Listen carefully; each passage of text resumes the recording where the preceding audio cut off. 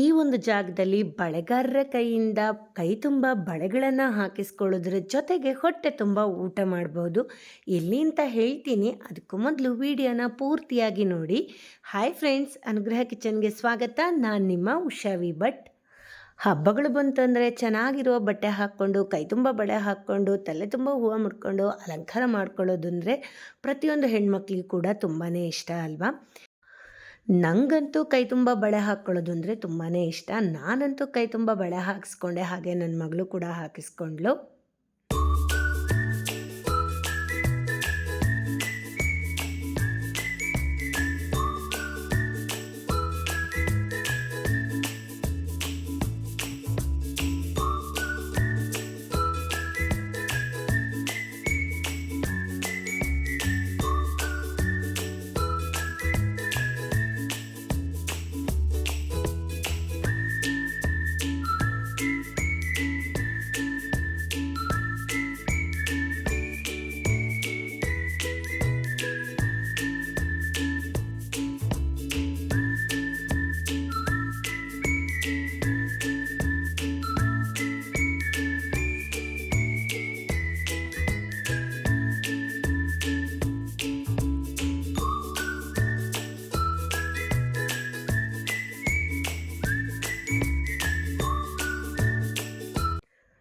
ಬಳೆಗಳು ಎಷ್ಟು ಚೆನ್ನಾಗಿ ಕೈಗೆ ಒಪ್ಪತ್ತೆ ಅಲ್ವಾ.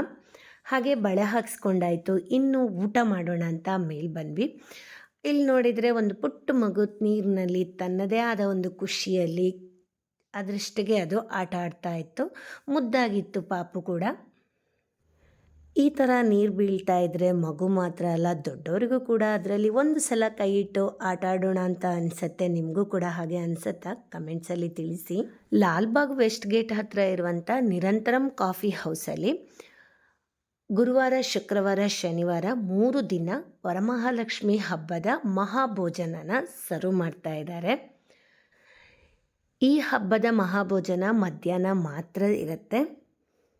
ಈ ಹಬ್ಬದ ಊಟದಲ್ಲಿ ಉಪ್ಪಿನಕಾಯಿಯಿಂದ ಹಿಡಿದು ಕೋಸಂಬರಿ, ಪಲ್ಯ, ಉಸ್ಲಿ, ಒಬ್ಬಟ್ಟು, ಮಿನಿ ಮಸಾಲೆ ದೋಸೆ, ಚಿತ್ರಾನ್ನ, ರೈಸ್, ಮೈಸೂರು ರಸಂ, ಕದಂಬ ಸಾಂಬಾರ್, ಮಜ್ಜಿಗೆ ಹುಳಿ, ಇಡಿಯಪ್ಪಂ, ಪೊಂಗಲ್, ಹಯಗ್ರೀವ, ಪಾಯಸ, ಪಂಚಾಮೃತ, ಬೂರುಲು, ಮಸಾಲೆ ವಡ ಹೀಗೆ 24ಕ್ಕೂ ಹೆಚ್ಚು ಬಗೆಯ ತಿನಿಸುಗಳನ್ನು ಅನ್ಲಿಮಿಟೆಡ್ ಆಗಿ ಸವಿಬಹುದು.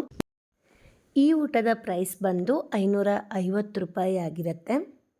ಮನೆಯಲ್ಲಿ ಪೂಜೆಯನ್ನು ಮಾಡಿಕೊಂಡು ತರಾವರಿ ಅಡುಗೆಗಳನ್ನು ಮಾಡೋದಕ್ಕೆ ಕಷ್ಟ ಆಗಿದ್ದರೆ ಮನೆಯಲ್ಲಿ ಪೂಜೆ ಮುಗಿಸ್ಕೊಂಡು ಆರಾಮವಾಗಿ ಇಲ್ಲಿಗೆ ವಿಸಿಟ್ ಮಾಡಿ ಈ ಒಂದು ಮಹಾಭೋಜನವನ್ನು ಸವಿಬಹುದು.